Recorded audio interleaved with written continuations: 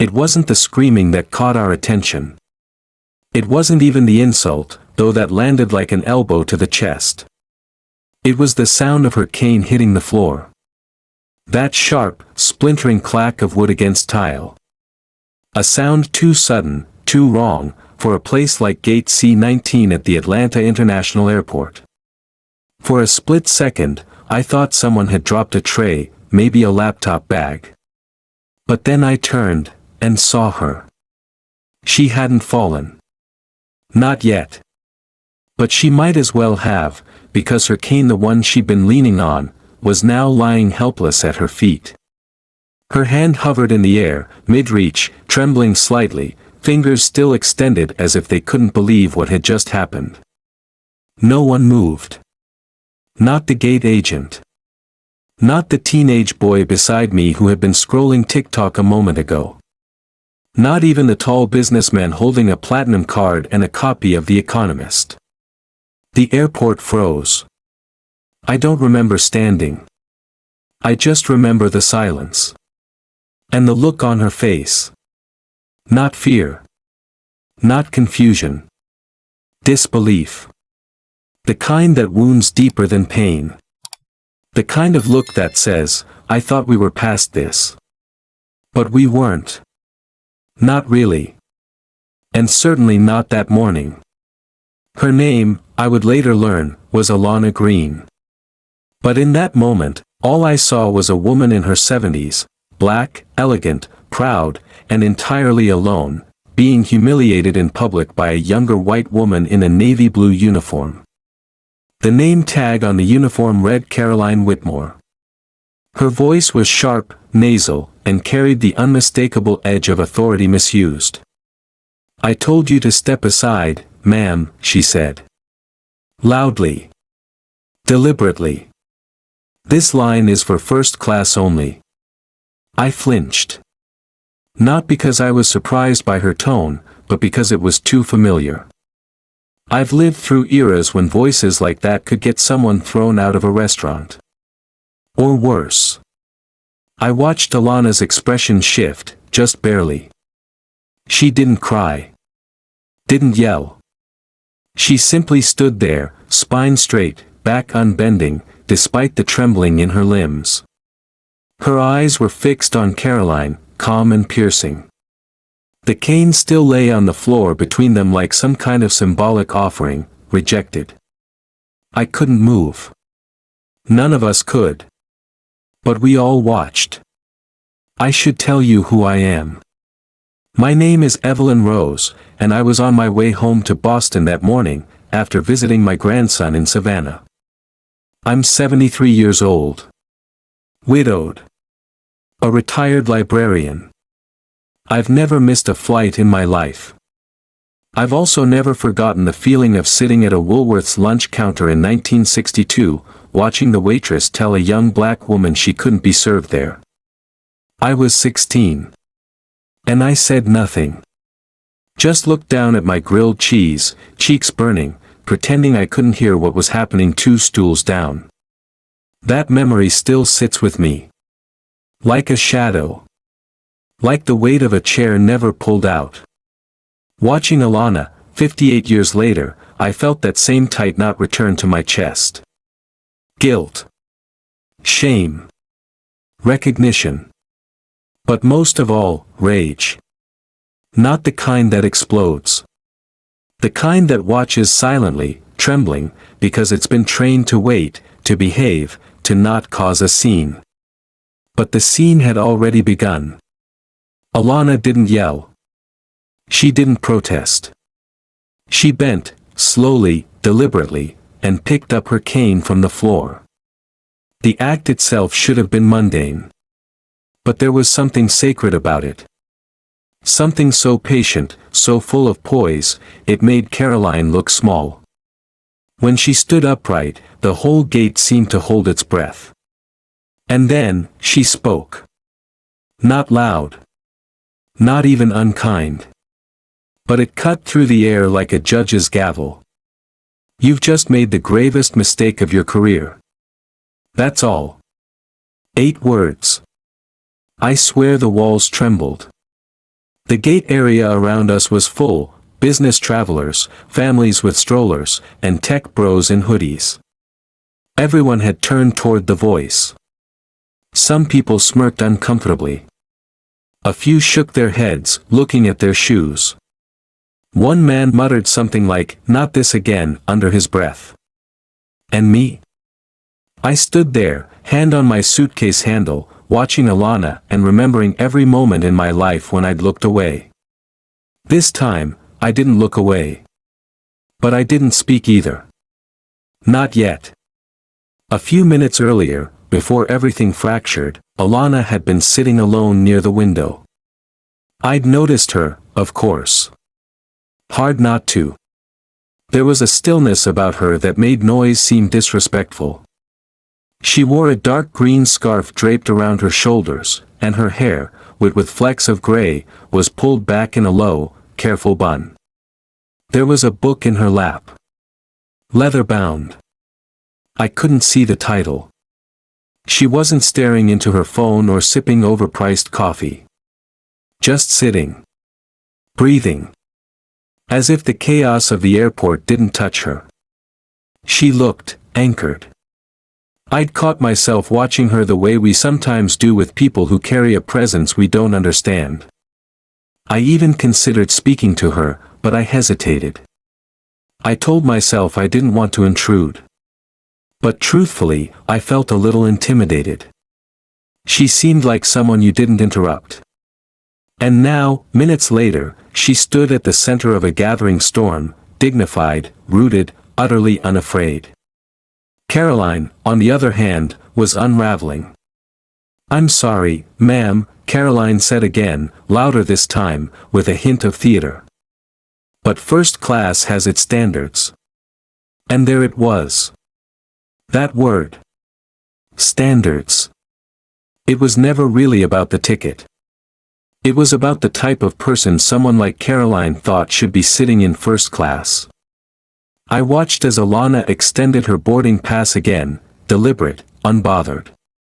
Her hand was steady this time. "I'm quite aware," she said softly. "This is my seat." Caroline barely looked at the pass. "You can't be serious," she muttered. "This has to be a mistake." There was a pause. Long enough for the air to shift. Then she said it, just loud enough for everyone nearby to hear. "People like you don't usually fly in this section." You could almost hear the collective gasp. And still, Alana did not raise her voice. She simply looked at her, straight on, and replied. "There's been no mistake. But I believe you just made one." I took a step forward. Finally. Not much. Just a few inches. But I think, in my small way, I was trying to bridge the distance. Trying to send a signal. You're not alone. But before I could speak, a man in a dark gray suit brushed past me and approached the gate. His voice was calm, clipped, and authoritative. "That won't be necessary," he said. The room shifted again. The man wore a slim ID badge, and behind his glasses, his eyes were sharp as frost. The gate agent next to Caroline straightened immediately. "Mrs. Green," he said, addressing Alana directly with a nod. "We apologize for the delay. Your seat is ready." Caroline blinked. "Wait, what?" The man didn't even look at her. He turned instead to the crowd. "Please allow Mrs. Green to proceed." I watched Caroline's face drain of color. Her lips parted slightly, like a child realizing too late that she had broken something she couldn't fix. It was only then that I began to suspect the truth. Alana Green wasn't just a passenger. She was someone. Someone important. But even if she hadn't been, none of this should have happened. When Alana passed me a few minutes later, she looked at me, just briefly. There was no accusation in her expression. No superiority. No smugness. Just a look. One I can only describe as recognition. Like she knew what I'd been thinking. Like she had seen that hesitation in me, the instinct to do something, say something, and yet, once again, stay still. And that's when it hit me. I hadn't been watching Caroline humiliate her. I'd been watching myself, all the times I'd chosen silence. That was the worst part. Later, we'd all be told who she was. Alana Green, co-founder and major shareholder of the airline. A woman who'd spent her life building what Caroline took for granted. A woman whose power lay not in her wealth or title, but in her restraint. In her silence. In the way she refused to stoop to anyone's level, and somehow made all of us rise instead. But at Gate C19, before any of us knew that, she was just a woman with a cane, a scarf, and a voice that cut cleaner than justice. And I was just an old woman watching history try to repeat itself. This time, I promised myself I wouldn't look away. I've seen what real anger looks like. It throws chairs. It slams doors. It curses, shouts, and breaks things. And yet, on that cold airport morning, the most terrifying emotion I saw wasn't rage. It was calm. Alana Green didn't raise her voice. She didn't demand anyone be fired. She didn't even frown. And somehow, that was what unsettled everyone the most.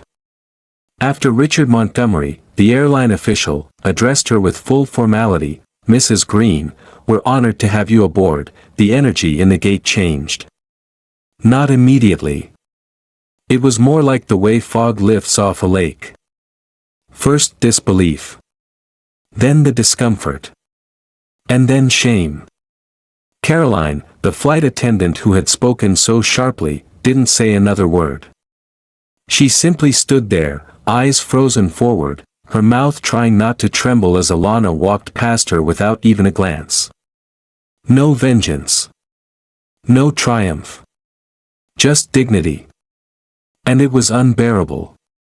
We boarded in silence after that. You know the kind of silence I mean. The heavy kind. The kind where everyone keeps their eyes down. Where even the babies go quiet. Where no one dares to speak too loudly or walk too fast, as if the air itself had thickened with some unspoken reckoning. I watched Alana walk slowly up the ramp with Richard by her side. She didn't limp. She moved with precision. One tap of her cane at a time, steady and deliberate, as though the space around her needed her permission to exist. I wanted to follow her. Not to speak, Lord no, but to simply be near her. I felt something shift inside me, something I hadn't felt in years. Maybe it was guilt. Maybe awe. Maybe both. Back in my seat, 14A, window, I let the engine hum fill my ears. It was comforting, almost like a lullaby for my shame. But the moment kept playing on a loop in my head. The cane. The sound. Her words. "You've just made the gravest mistake of your career." That line, so calm, so deliberate, it stuck to my ribs like a cold spoonful of molasses. Because it wasn't just Caroline's mistake she was speaking of. It was ours. The ones who saw and did nothing. The ones who didn't speak when it mattered. The ones who were taught to wait for the storm to pass, never to confront it. Across the aisle, a young mother cradled her baby close. She hadn't spoken a word since boarding. But every few minutes, I saw her glance toward the front of the plane, the first-class section, where Alana had been seated. I wondered if she felt it too. That deep, gnawing awareness that something wrong had just happened in front of us, and we all let it play out like a scene in a movie. Except it wasn't a movie. And we weren't spectators. We were witnesses. I closed my eyes and saw another moment. Fall of 1971. I was 21, freshly married, riding a bus in Jackson, Mississippi. A black man in his 50s, gray hat, tweed jacket, got on, carrying a Bible and a lunch pail. He sat in the only open seat, next to a white teenage boy. The boy looked at him, sneered, then stood up, mumbling, "Not next to him." The man didn't say anything. He just slid over and sat alone. And no one, not me, not anyone, said a word. We just stared out the window. It's strange, the way memory plays tricks on you. You think you've outgrown the guilt. You tell yourself, it was a different time. You tell yourself, I was scared. I didn't know what to do. But watching Alana this morning, watching her stand tall while being made small, those excuses dissolved. It was no longer about back then. It was about right now. And right now, we are still letting it happen. Somewhere behind me, I heard Caroline's voice. Low. Hollow. Tired. She was offering beverages in a mechanical tone, the same way you might read a script while trying not to cry. She didn't walk past first class, not yet. Someone else had taken over that section. And Alana? She didn't even look up when the drink cart passed by. She was reading. The same leather-bound book I had seen her holding earlier. Her scarf now rested on her lap. Her posture hadn't changed. Still upright. Still composed. Still dangerous. To the kind of people who mistake stillness for weakness. There's a particular kind of pain that comes with being disrespected in public when you've earned the right not to be. I remember when it happened to my late husband, Samuel. He was a veteran. Served in Korea. Came back with a Purple Heart and a limp he never complained about. But one Sunday afternoon in 1983, a 20-something in a department store called him "old man" and ignored his question about a return. Samuel just stood there. Didn't say a word. Until the boy's supervisor came and recognized him from the VA hospital's board of trustees. "Mr. Rose," she said. "We're so honored." The boy's face turned white. But Samuel didn't gloat. He just said, "Everyone deserves respect, not just the ones you've Googled."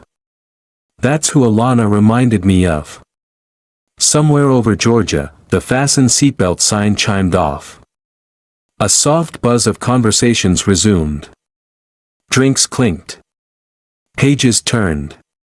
Flight attendants smiled their practiced smiles. But the air still hadn't cleared. Something had cracked open back there at Gate C19. And none of us knew how to close it again. I considered writing about it in my journal. I always carry a notebook with me when I travel. But the words felt too raw. Too alive. So instead, I did something I hadn't done in decades. I stood. Walked down the aisle. And paused just before the curtain that separates economy from first class. The young flight attendant, Leah, I think her name was, gave me a curious look. "Can I help you, ma'am?" she whispered. I smiled faintly. I just wanted to stretch my legs. But that wasn't the truth. The truth was, I needed to see her again. And there she was. Alana. Her profile in the half-light. Her hands were folded in her lap. That same old book resting against her thigh. She didn't notice me. But for a moment, I noticed everything about her. The strength in her neck. The softness around her mouth. The stillness, again, that stillness, that made her seem more anchored than any of us.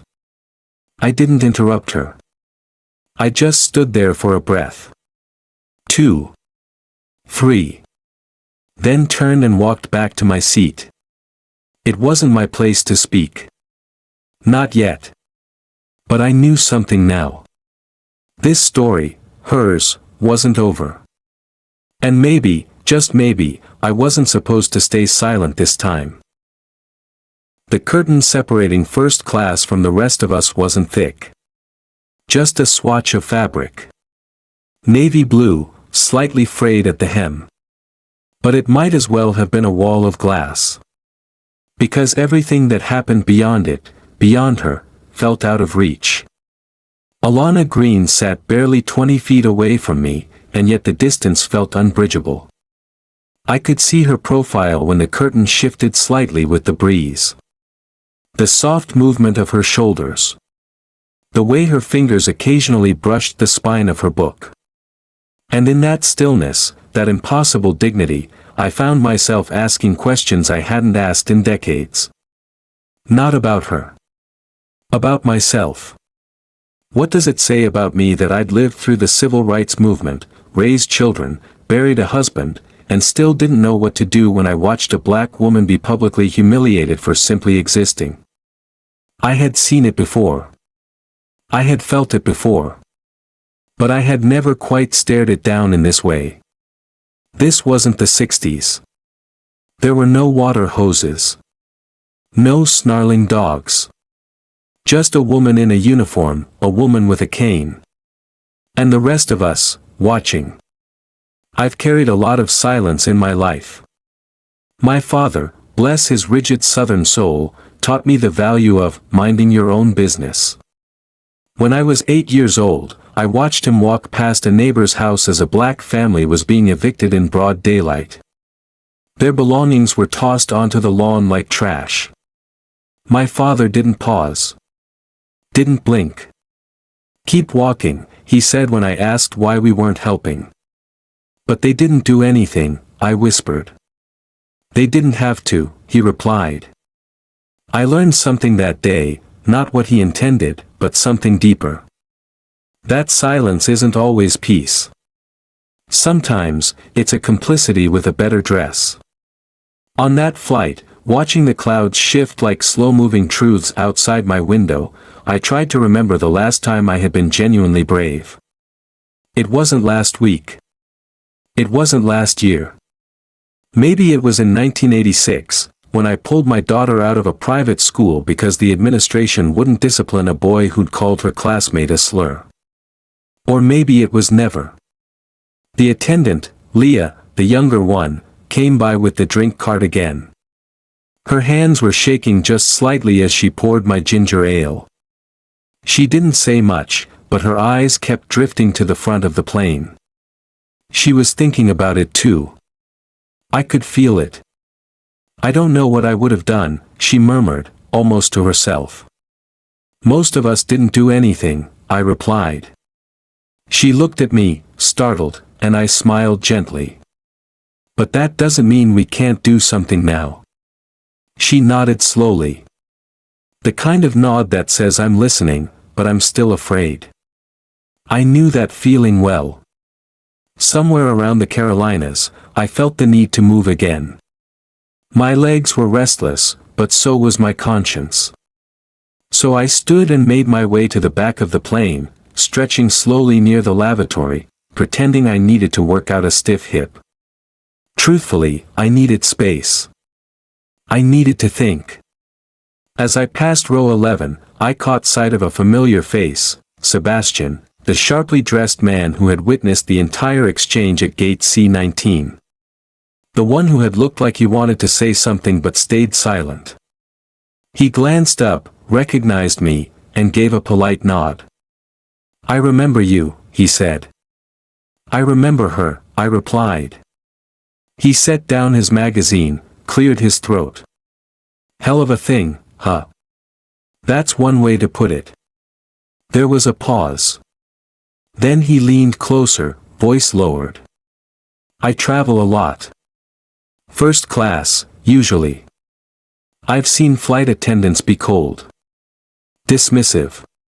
But never, like that. You mean so certain, I offered. He nodded. Yeah. Like she knew no one would question her. We both fell quiet. She wasn't even angry, he added after a moment. That's what stayed with me. She didn't scream. She didn't raise hell. She just stood there. Like she'd seen it all before. Because she has, I said. And because we've let her. When I returned to my seat, I pulled out the scarf I'd knitted for my granddaughter. The same one I'd finished the night before my flight. It was soft, seafoam green, and I folded it neatly in my lap. But then I noticed something strange. Across the aisle, a young man, early 30s, maybe, was typing furiously on his phone. I thought he might be messaging someone. But then I saw the screen, he was writing a post. About Alana. I could see phrases from the corner of my eye. Elderly black woman mistreated by staff. Flight attendant screamed at her in front of everyone. Passenger responded with elegance and authority. He paused, looked around, then lowered the brightness and continued typing.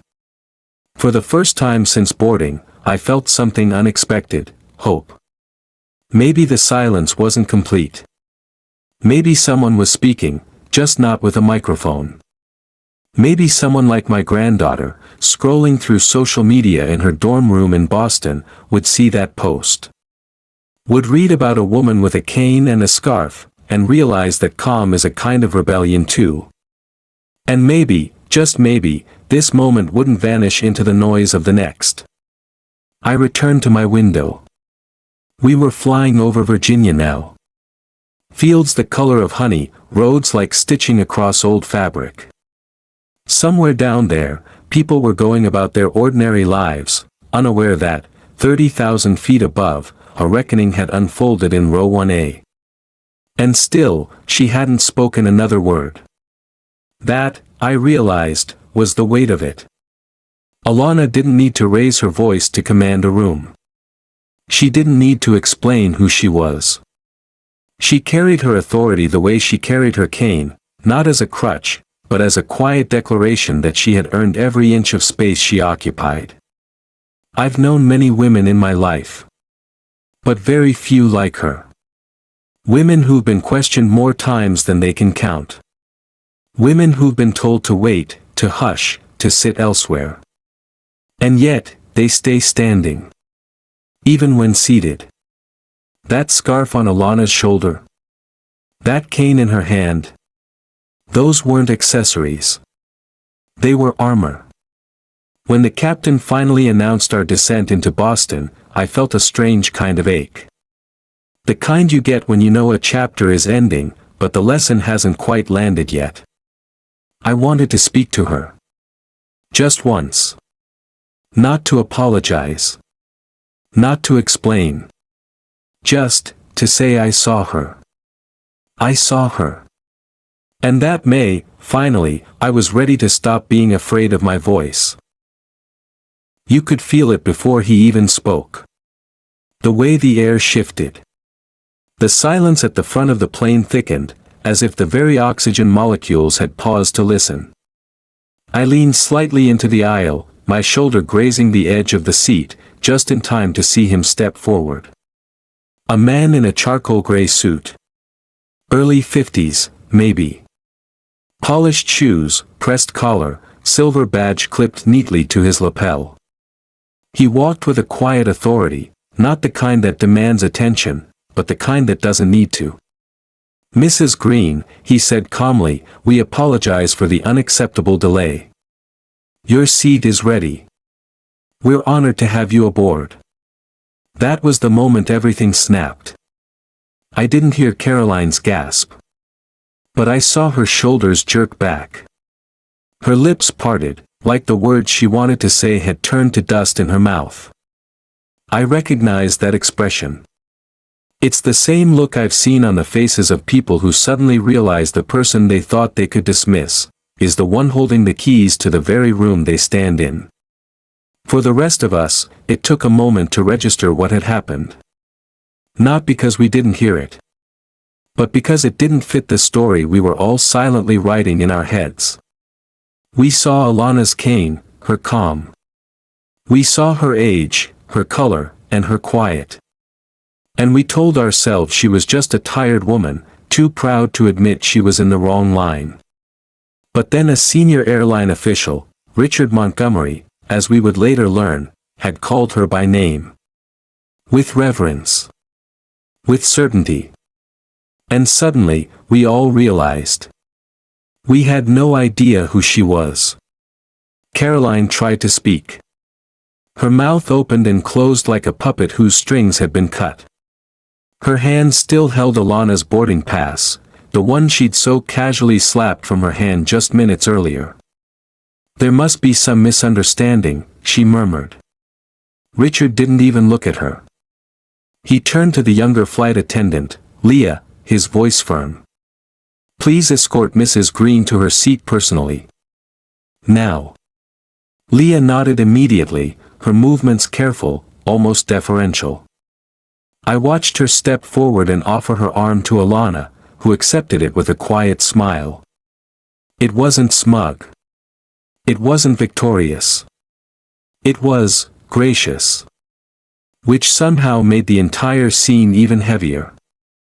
As Alana passed, the crowd parted instinctively. No one told them to. But they moved. Quietly.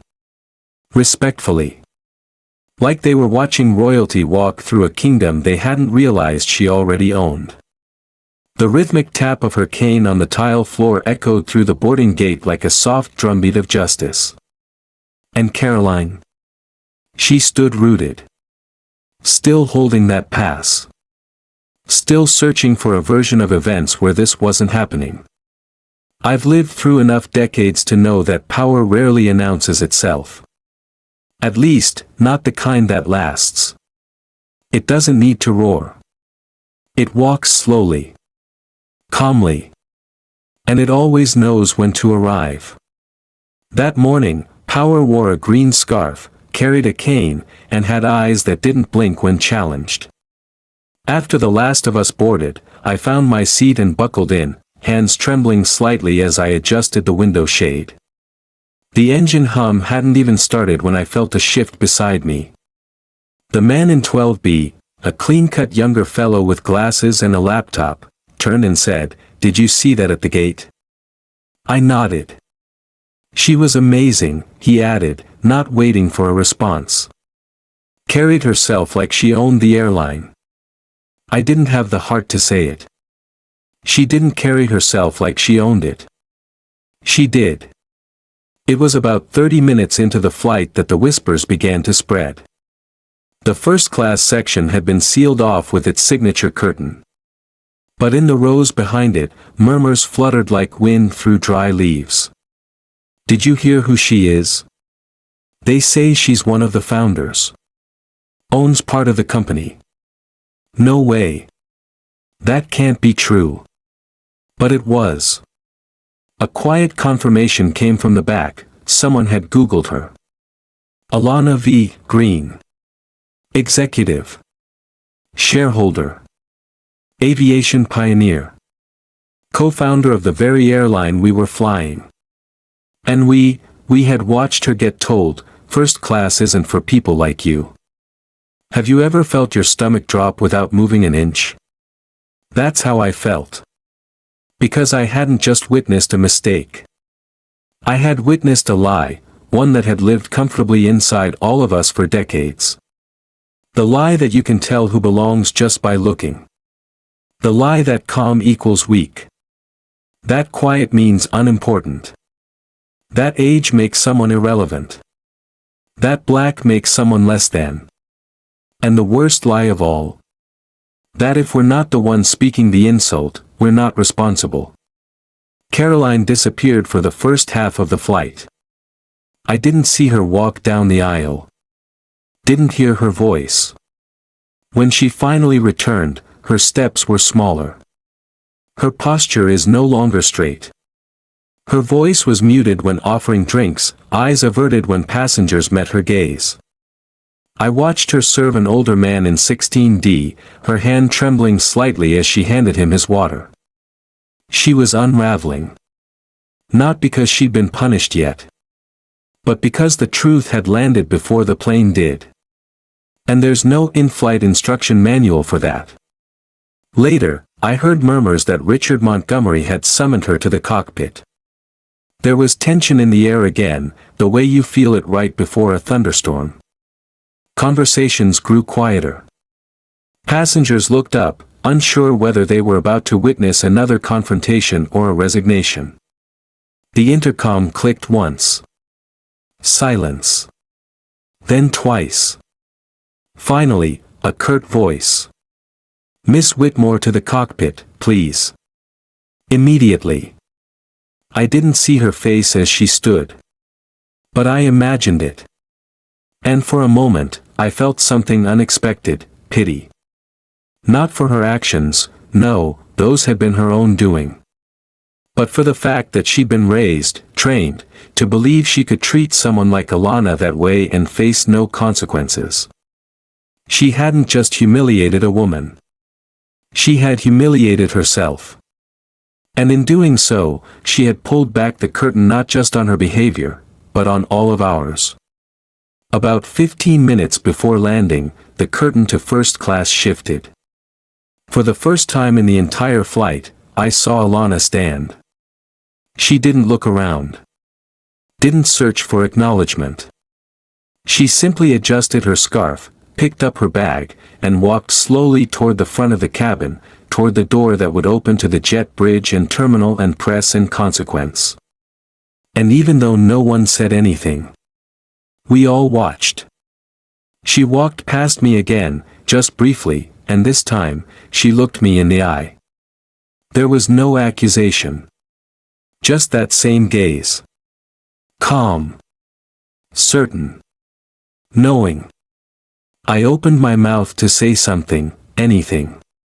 But the words didn't come. She gave the smallest nod. And then, she was gone. Sometimes, the loudest stories are the ones told in silence. No headlines. No shouting matches. Just a woman walking with purpose, and a room full of people realizing they'd been wrong in every way that matters. And as the plane touched down on the Boston runway, I realized something. This wasn't just Alana's story. It was ours. All of ours. And how we tell it, how we remember it, depends on what we do next. I've heard a lot of apologies in my life. Some came late. Some came half-heartedly.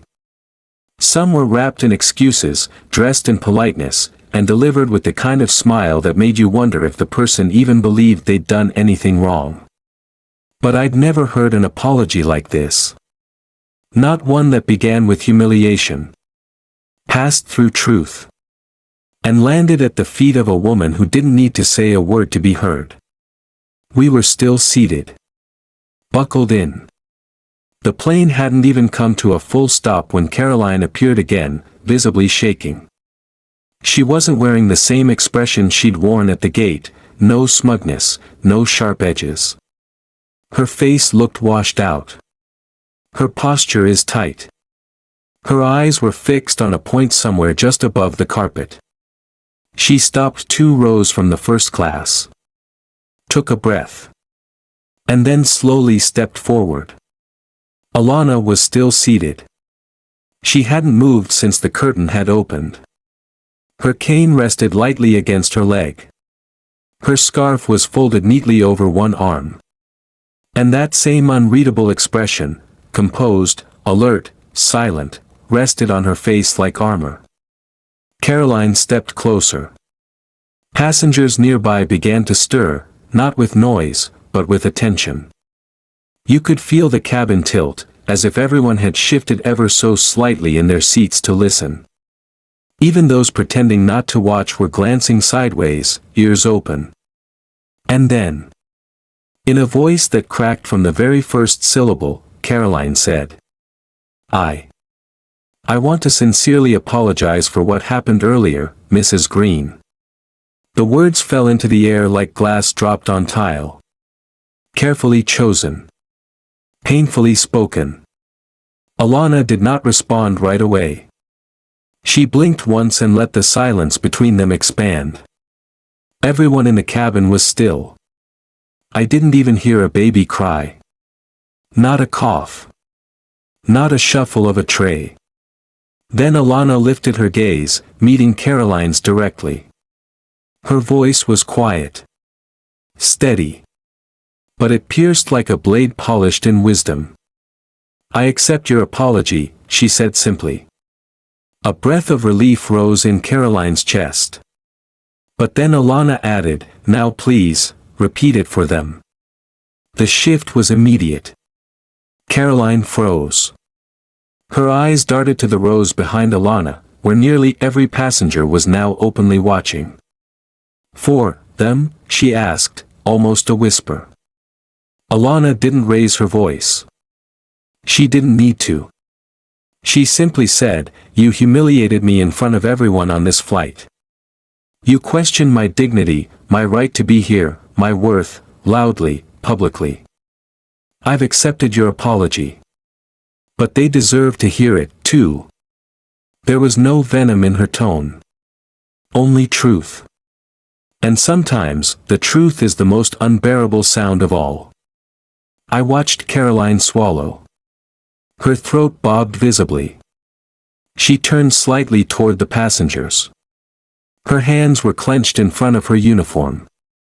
And then, slowly, she began again. To everyone who witnessed what happened earlier. Her voice cracked again. I made an assumption. A terrible one. Based on appearance. Based on bias. She paused. I questioned Mrs. Green's presence in first class without justification. I treated her with disrespect. And I humiliated her in front of all of you. No one clapped. No one nodded. But no one looked away. Even the child across the aisle had turned in his seat, his small brow furrowed, absorbing something he couldn't quite name yet, but would remember. Caroline's shoulders began to shake. I judged her, she said, almost breaking. And I was wrong. Entirely wrong. For that, I offer my full and sincere apology. The words hung in the air like a verdict. Heavier than any sentence. More honest than most confessions. When she finished, the silence didn't rush to fill the space. It just settled there. Like fog.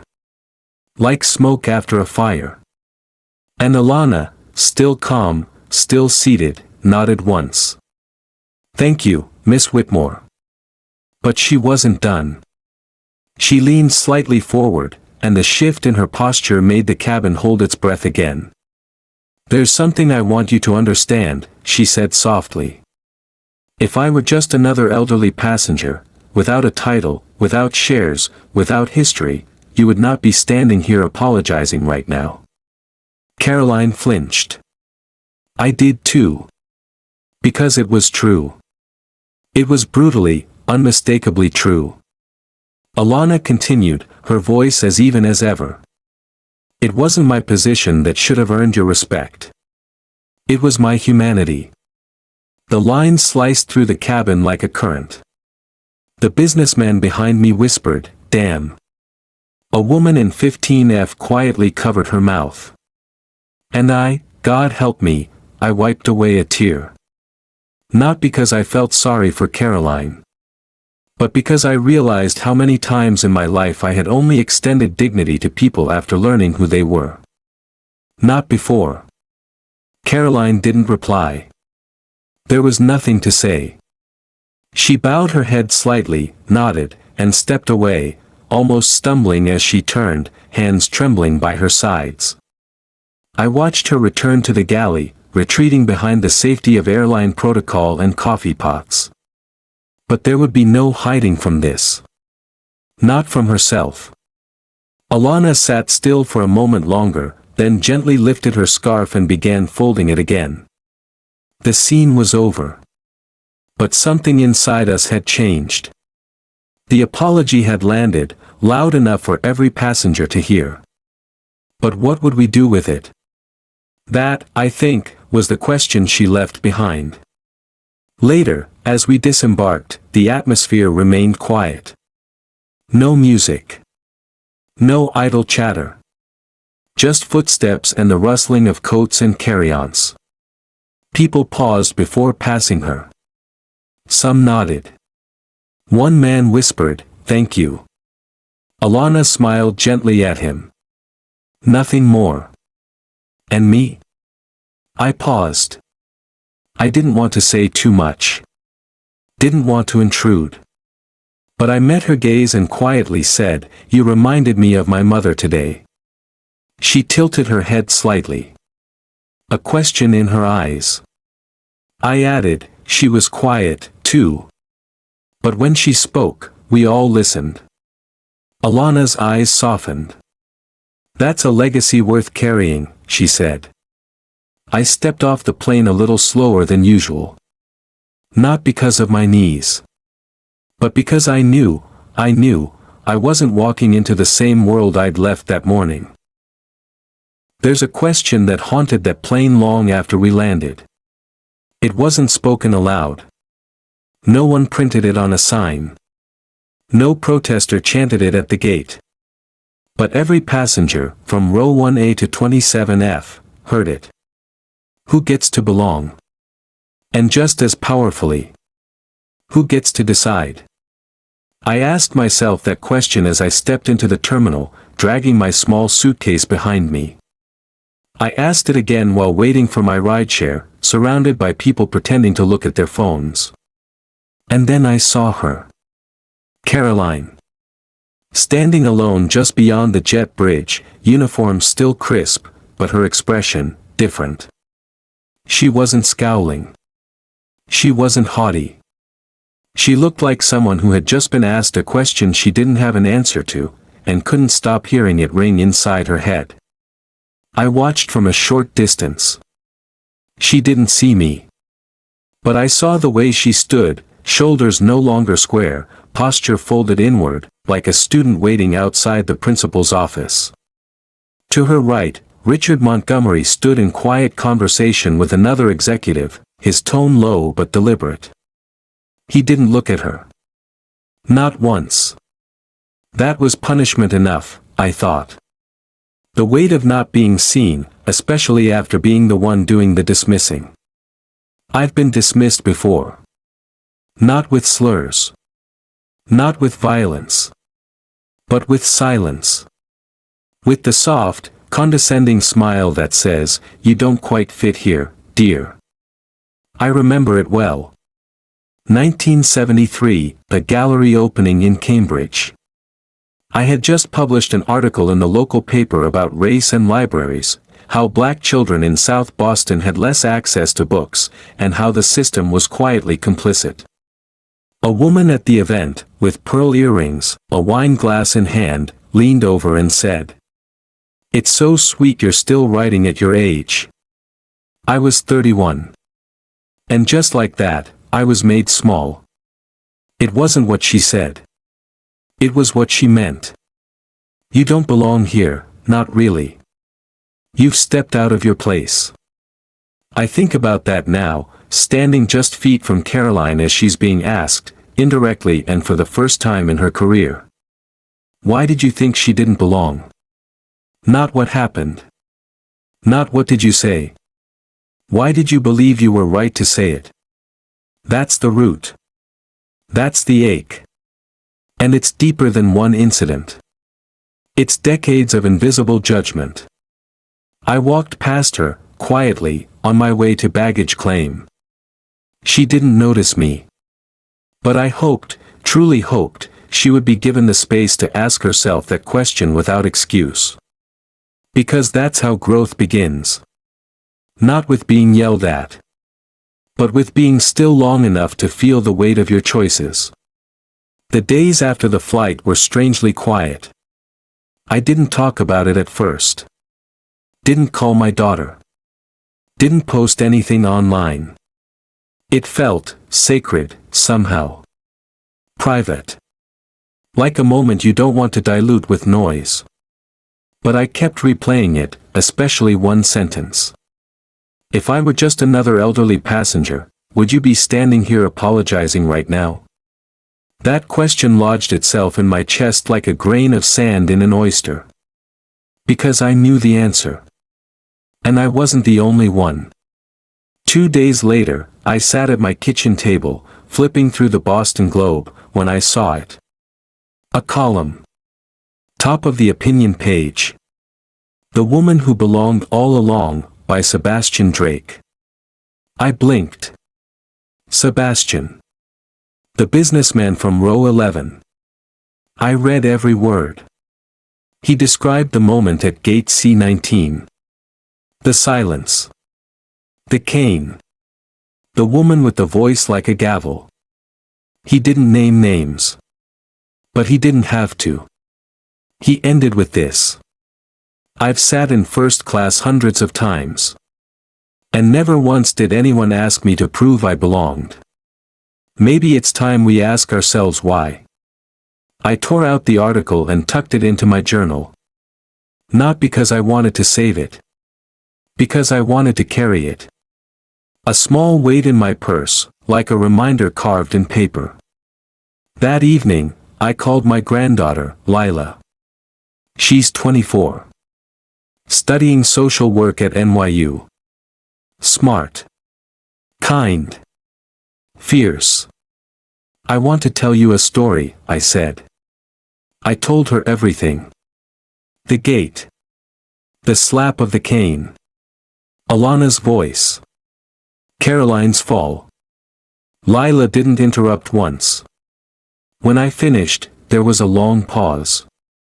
Then she said, "You were there for a moment of transformation."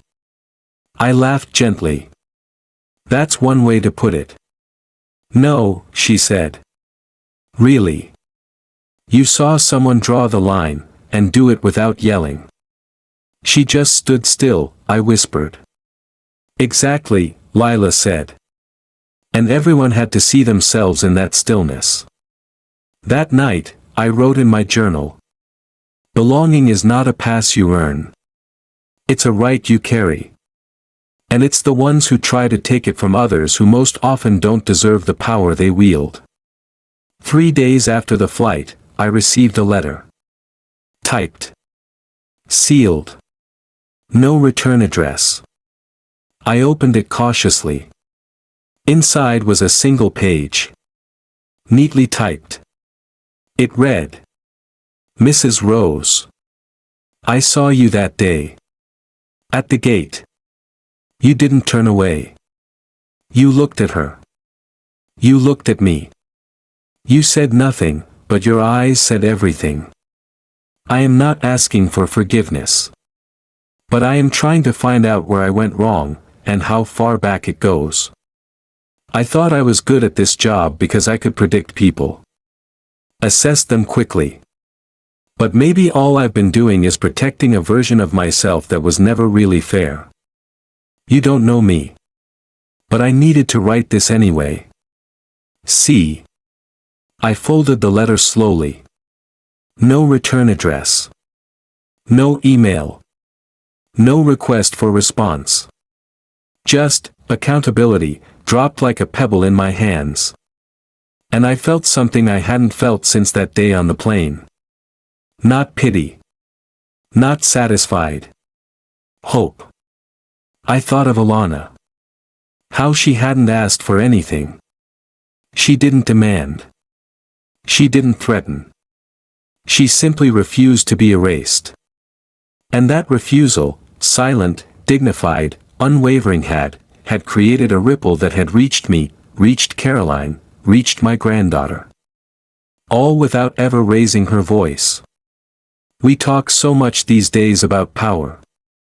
Who has it? Who misuses it? But sometimes, the greatest power is held by the person who knows exactly who they are, even when the world tries to pretend otherwise. I keep thinking about that scarf she wore. Emerald green. Folded precisely. It reminded me of the one my mother used to wear to Sunday service. Folded the same way. Laid gently across her shoulders like a soft suit of armor. I wonder if Alana's mother folded it for her, too. Taught her how to wrap grace around her spine until no one could bend it. There's a story we carry, all of us, about where we belong. And more dangerously, where we think others don't. But that day, somewhere between the ground and the clouds, I watched a woman take that story apart. Word by word. Look by look. And when she was done, all that was left was the truth. The kind that doesn't shout. The kind that simply stands there until you're ready to listen. There's a peculiar kind of quiet that settles over corporate offices. Not the comforting kind. Not the cozy hush of libraries or late-night kitchens. It's the tense quiet, the kind that thickens the air like too much starch in a suit. The kind that makes you speak softer, walk slower, sit straighter. That's the kind of silence Caroline Whitmore walked into the day after the flight. And I was there. Not inside the room, but close enough to hear the weight of it. I hadn't planned to come to headquarters. Truth be told, I didn't even know the airline's downtown office existed until I received a message, an unexpected phone call from Richard Montgomery himself. "Mrs. Rose," he said.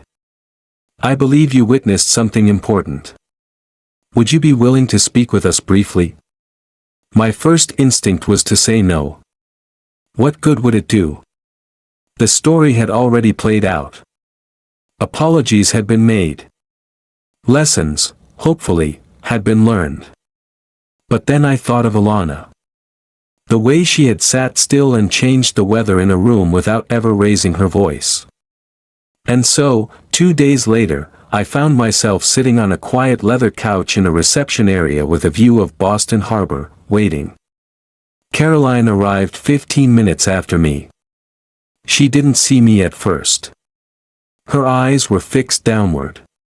Her steps were precise, careful, as if she were walking across a frozen lake that might crack open at any second. When the receptionist greeted her by name, she winced. Her name, once a badge of confidence, now hung awkwardly in the air, like a note played just off-key. We sat across from each other for a moment. She noticed me. Our eyes met. There was no hostility. But there was no comfort either. Just awareness. Recognition. A shared memory of something neither of us could unsee. "Miss Whitmore," a voice called. It was the assistant. "They're ready for you." She stood, smoothed her uniform, and gave a single nod. Not to me. Not to anyone in particular. Just, to the room. And then she walked through the double doors, into the space where reputations are reviewed, apologies dissected, and careers either redirected or quietly ended. I waited. Not because I needed to. But because something inside me told me this moment wasn't over. I sipped lukewarm tea from a paper cup and watched clouds slide over the harbor. The minutes passed in uneasy succession. 25. 40. An hour. I thought of how many women had likely sat in rooms like that, explaining, defending, unraveling years of behavior in a matter of minutes. Some with excuses. Some with denial. Some with raw, unsettling honesty. I didn't know which version of Caroline would walk back out. But I hoped, quietly, that it would be the one who'd written me that letter. The one who had started to ask herself why she behaved the way she did. At exactly 68 minutes past the hour, the doors opened. And Caroline emerged. She wasn't crying. She wasn't smiling. But something about her face looked different. Not softer. Not broken. Stripped. Like someone who had finally removed a uniform she didn't know she'd been wearing for decades. She turned slightly, caught sight of me, and for a moment, just stood there. "I didn't know you'd still be here," she said quietly. "I didn't either," I replied. She sat down beside me, slowly. Not too close. For a full minute, we said nothing. Then she broke the silence. I thought they were going to fire me. Her voice was calm. Detached. They had every reason to, she continued. There's video footage, passenger statements, formal complaints, and then Mrs. Green, of course. I nodded gently. And what did they decide? She looked at her hands. They offered me probation. 6 months. Retraining. Diversity education. A mentorship program I'll be leading in 2 years, if I last that long. And what did you say? Caroline exhaled through her nose. I asked if I could be the first person in the company to go through the new training. Not the last. That startled me. Not because it was noble. But it was voluntary. People don't usually run toward discomfort, especially when they've already been burned by it. But perhaps this wasn't just punishment for her. Perhaps it was a beginning. She turned toward me, her gaze steady now. I grew up in a house where first class was a fantasy, she said. We took road trips in borrowed cars. My mother worked 2 jobs just so I could have one uniform that wasn't frayed at the cuffs. She smiled bitterly. I guess somewhere along the way, I decided that now that I had the uniform, I got to decide who belonged near it. That's not an uncommon story, I said. No, she replied. But it's a dangerous one. We sat in silence again. 2 women from different sides of a moment that neither of us could have predicted, but both of us were changed by. I kept thinking I'd feel defensive, she whispered. Did you? No, she said. I felt relieved. That someone finally called me out before I became worse. That word, worse, hung in the air between us like a mirror. How many of us have carried habits for so long that we mistake them for values? How many have clung to a version of ourselves built on exclusion, all while wearing the name tag of professionalism or standards? Mrs. Green didn't shame me, she added. She just showed me who I was. And then left the rest up to me. I nodded slowly. That's how the most powerful people operate. She scares me, Caroline admitted. She should, I replied. Not because of what she said. But because of what she didn't need to say. Caroline looked at me again. Would you, she hesitated. Would you ever be willing to speak to our training group? As a guest? I blinked. Me? Yes. You saw it happen. You understand the silence. You'd make them listen. I paused. And then smiled. I think I'd like that. Later that afternoon, just before I left the building, I passed Richard Montgomery in the hallway. He stopped. Extended his hand. Mrs. Rose, he said, thank you for coming. She's trying, I said simply. She is, he nodded. But we're not just watching her anymore. We're watching ourselves. I liked that. It sounded like something Alana would have said, quietly, from a corner of the cabin, just loud enough to echo for the rest of your life. When I stepped outside, the wind had picked up. Boston's sky was grayer than I remembered. But the air felt clearer. And I felt ready. To speak. To teach. To listen better. Because maybe the real decisions about who belongs aren't made in boardrooms or on boarding ramps. Maybe they're made in us, every time we choose who to defend, who to dignify, who to stand beside. And maybe, just maybe, it's never too late to start choosing differently. You don't always realize when you're witnessing something sacred. Not at first. You think you're just living your life, booking a flight, folding a scarf, reading a newspaper. You think the important moments come dressed in trumpets and ceremony.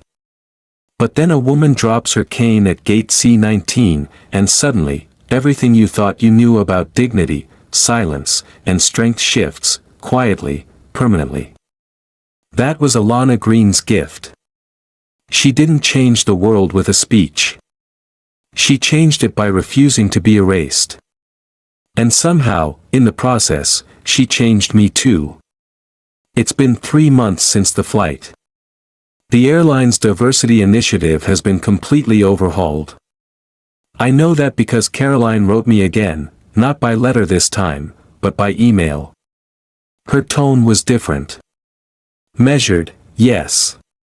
But hopeful.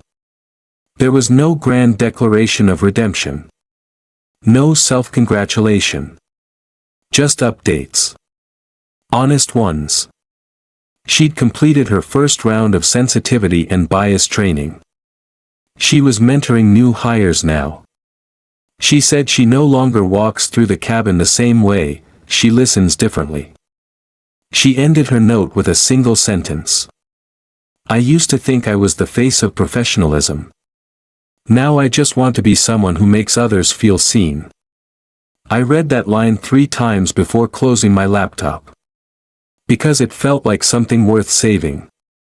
As for me, I've gone back to my old life, but it's not quite the same. I still do the crossword in ink.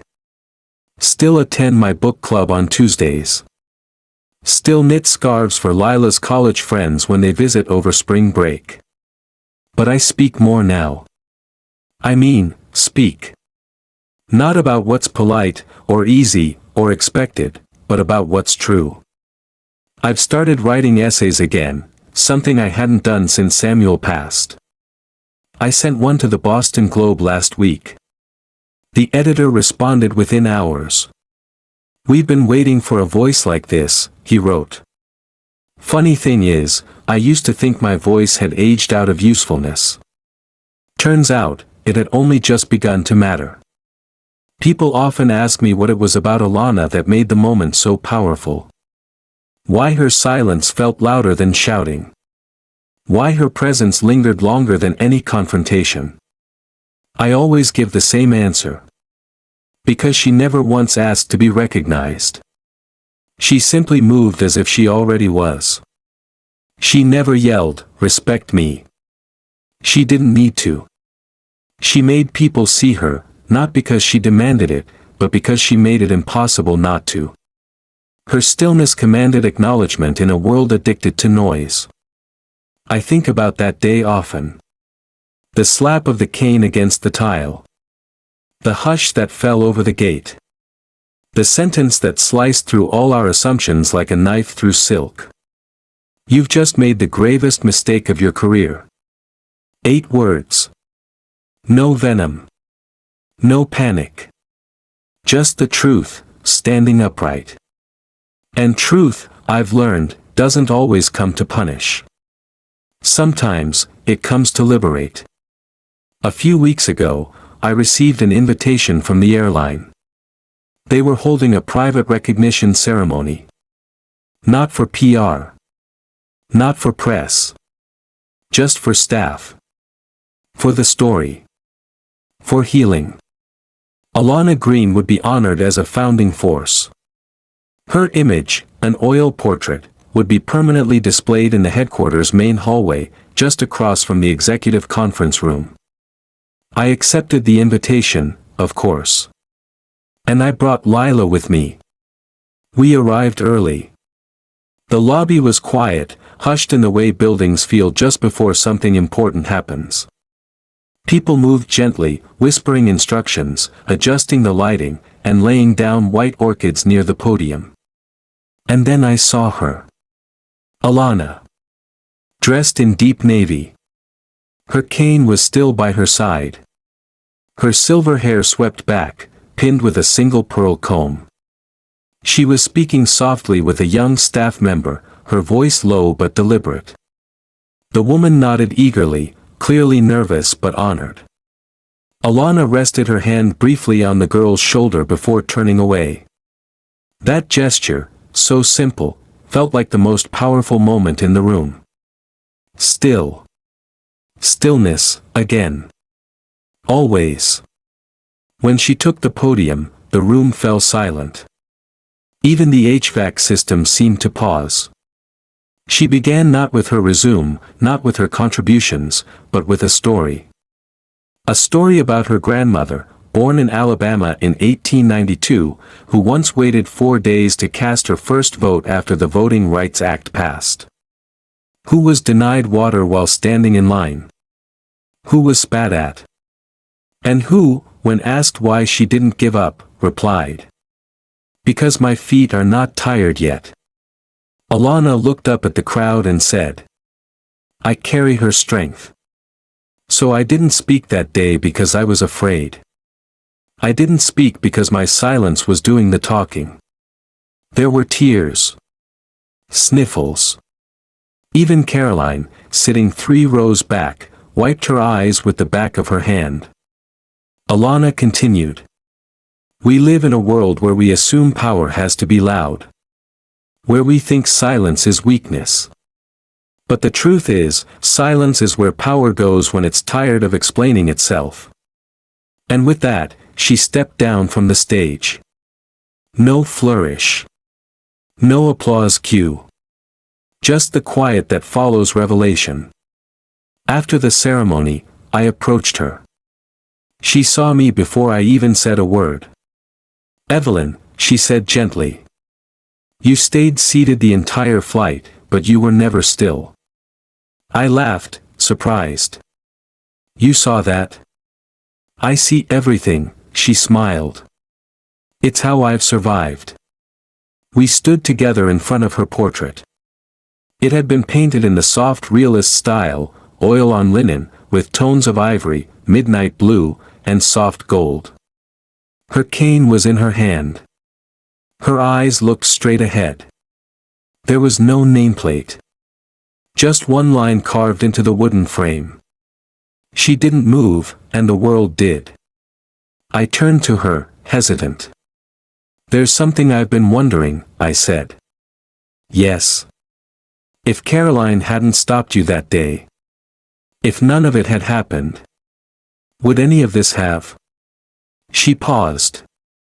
Then she said something I will never forget. "We do not get to choose the moment. But we do get to choose who we are when the moment chooses us." The room faded around us. The conversations. The clinking of coffee cups. The shuffling of chairs. For a few breaths, it was just us. 2 women who'd seen the world try to define them by age, by gender, by silence, and who'd lived long enough to redefine it right back. Later that night, I wrote one final entry in my journal. Not all legacies are loud. Some walk softly through terminals. Some sit upright in row 1A. Some wear scarves, and carry canes, and look you in the eye with the quiet certainty of someone who knows exactly who they are. Some don't shout for justice. They embody it. And they change us, not by commanding attention, but by holding a mirror up to who we thought we were, and giving us the grace to become someone better. What this story teaches us about dignity, silence, and second chances. Sometimes, the most powerful act isn't raising your voice, it's refusing to shrink when the world tells you to. Alana Green didn't demand respect, she embodied it. In a world that often moves too fast to notice the quiet strength of older generations, her stillness became a mirror, forcing everyone around her to confront their assumptions. This story reminds us that dignity doesn't have an age limit, and justice doesn't always come with fanfare. It walks in slowly, anchored by wisdom and lived experience. As we grow older, many of us have known the pain of being overlooked and the responsibility of having once overlooked others. But we're also in a season of life when we can model a different kind of power, the power to listen better, speak more honestly, and stand taller, not just for ourselves, but for those coming after us. If this story touched you, if it stirred memories, sparked reflection, or reminded you of someone who carried quiet strength, please take a moment to like this video, share it with a friend, and leave a comment about a moment when you chose grace over anger, or when someone's calm courage changed your heart. And don't forget to subscribe to our channel for more meaningful, soul-stirring stories like this, because it's never too late to grow, to heal, and to stand for something beautiful.